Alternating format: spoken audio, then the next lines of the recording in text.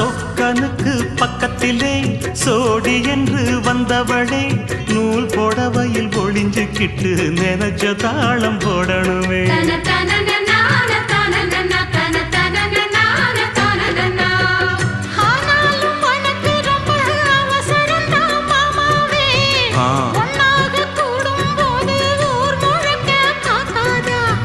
பார்த்தாலும் தவறு இல்ல பனியுறங்கும் ரோசாவே உன்னால சொத்த வச்ச மூக்குலதான் வைக்காத